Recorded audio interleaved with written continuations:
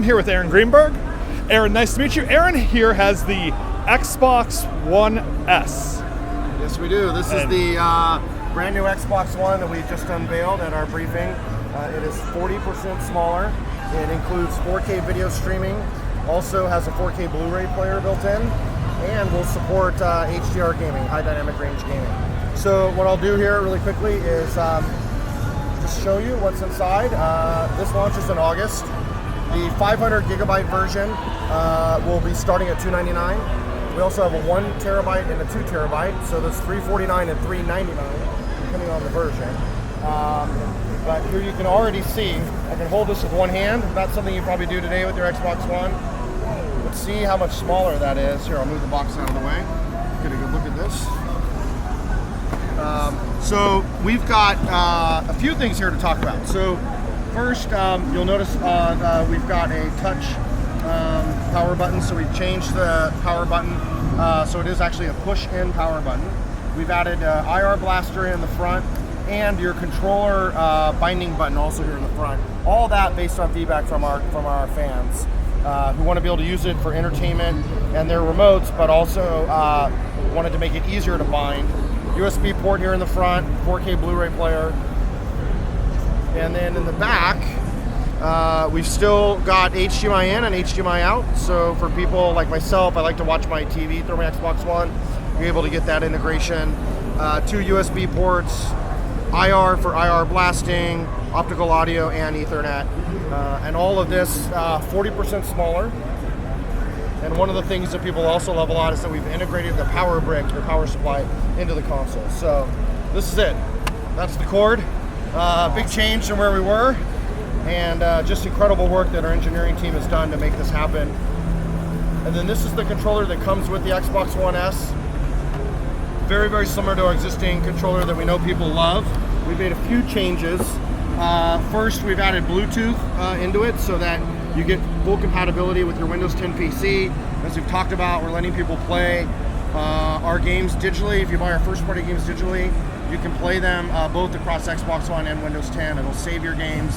You don't have to pay for the game again to play it on a Windows 10 PC. And this will work with Bluetooth. And then we've added some new texturing here so that you get better grip as well. Awesome, awesome. Now, one thing I noticed going to the Microsoft press conference, it feels like Xbox has really taken on a new identity as far as being, I sat there and watched everything, and the first thing that came to mind is, man, I can't wait to play these games with my friends. Yeah. I mean, obviously there's still some solo experiences out there, but I mean, just looking out right now, I mean, 90% of what I see here is games that you're going to be playing with somebody else. And is that really kind of a direction that Xbox is kind of leaning a little bit more towards? Absolutely. I mean, internally, we kind of talked about this year being the year of co-op because I think every single game we're bringing out, except for maybe one, supports co-op. And, obviously Gears is, well known for it, but, it'll be supported across the lineup. Halo Wars will have it. Forza will have it. All of our big titles throughout the year will have it. Sea of Thieves, another great example. Scalebound, we showed a co-op 4-player demo there for that. So the games are, I think it is the design of the game, it's the way the games are being played, and really responding to fans and customer expectations as people want that social co-op built into their titles, and it's great to be able to offer them. All right. Now, going through the show floor, I've met with a lot of the ID at Xbox developers. Yes. And, as far as the way they've been putting things together, I mean, I've seen everything from, I'm familiar with Death Stare, I believe it is. Yes. Yeah, I mean, just crazy little wacky games. I mean, obviously, these are games that start from down here and go all the way up. I mean, what have you seen, as far as the ID at Xbox that's really stood out at the show? Well, the ID at Xbox program is one of my favorite programs. I really love indie games, and so it's been great to see that kind of reach a point where we now have, just hundreds of games coming. We have, tons of developers signed up, and they're seeing a lot of success. I mean, we've sold millions and millions of units of those games.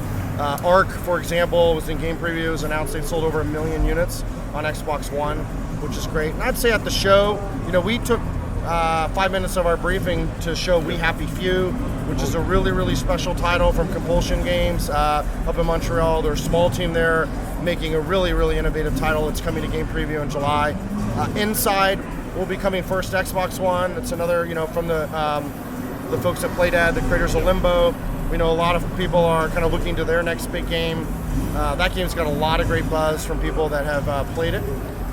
And then Cuphead, I think, is a big title that our fans are definitely waiting for. It's also coming later this year. So tons of great games. And I think what's interesting there is you're seeing different style of games, different genres of games that don't exist already on the box. And so it's really creating more diversity of the games lineup, which I think is great for our fans. All right. Now, with obviously one of the big things that the takeaways from the show was nobody gets left behind, and that's a big deal. And I know one of the things that's been discussed before, and well, heck, we've heard it with Overwatch coming out, is everybody being able to eventually play together. I know you guys took some major steps, with announcing the what was the Xbox term? Play Anywhere. Play Anywhere. Yes. I want to say crossplay, but I know it sounds like Yeah. It is what it does, essentially, right? Yeah, but Play Anywhere. In your personal opinion, how far out do you think we are before players are, from one console will be able to play? Let's say, for example, like an Overwatch, for example. Somebody going to be able to, do you think we're too far out from that, or do you think it's just a matter of time? Well, I think what you're seeing is that, we're all gamers. We love to play games, and we're really, under Phil's leadership, we've had a vision we've been talking about for a number of years now about putting the gamer at the center of everything we do, that to guide our decisions. And when we do that, we make a different sort of set of decisions. And so first, we know that today when I go and play on other devices, on other ecosystems, I have different friends lists, I lose my compatibility, I can't keep playing my games. And so that's the idea behind Xbox Play Anywhere, is that we're saying all of the new games that we showed at the show, all of our first party titles, digitally, you will be able to play them both across Xbox One and Windows 10. It will be buy once, play anywhere. And so you can start on your console in the living room, go to work, go to, on vacation, and pick up and play right where you left off. The same with the compatibility with controllers. So we want you to be able to do that with your accessories as well. That is part of the vision, is sort of to allow you to play without boundaries and break down those walls that have traditionally existed. We've opened up, we saw with Minecraft, for example, we're bringing Xbox Live to iOS, we're bringing it to Android. So now you can be on an iPad, you can be on an Android phone, and you can be on a Windows 10 PC, all in a multiplayer session of Minecraft. You can create and share your worlds through Realms and doing that. So we're really kind of pushing the limits there across ecosystems for gamers. It's gamer-centric in a way that I don't think has been done before. And you're right, on the console side, we have folks like Rocket League that have said, hey, we want to have compatibility across multiple devices, and we've been fully supportive of that, the cross-network play. And so we've been working with them to continue to enable that, and of course, the bridge is open on our side, and we'd love to see it connected to wherever the other gamers are at. Well, two more questions. So, everything that's been out here, what's been the thing that you've said, man, this is amazing. This is it here. Well, I'll say a title that I think has really been a breakout for us at the show has been Sea of Thieves. And, that personally has been one that I've been really close to. I've been working with the Rare team since they originally showed us the concept through the prototype phase. I've been playing it, and now to be able to share it here with people for the first time, allow them to get hands-on is really, really exciting. All right. Okay, and then I guess the last thing I have for you, make it quick, where's Xbox and Microsoft going from here? Well, I think you saw, we're going to be ushering in true 4K gaming. We have a 6 teraflop beast of a console coming next year. We have lots of innovation happening. It's our biggest first-party games lineup over the next year we've ever had. So we're investing in innovation today, lots of power and performance tomorrow, and continuing to bring great games to our fans. Awesome. Aaron, I appreciate you coming. Thank you. Letting us speak with you, and I'm looking forward to the future. Awesome. All right, thanks.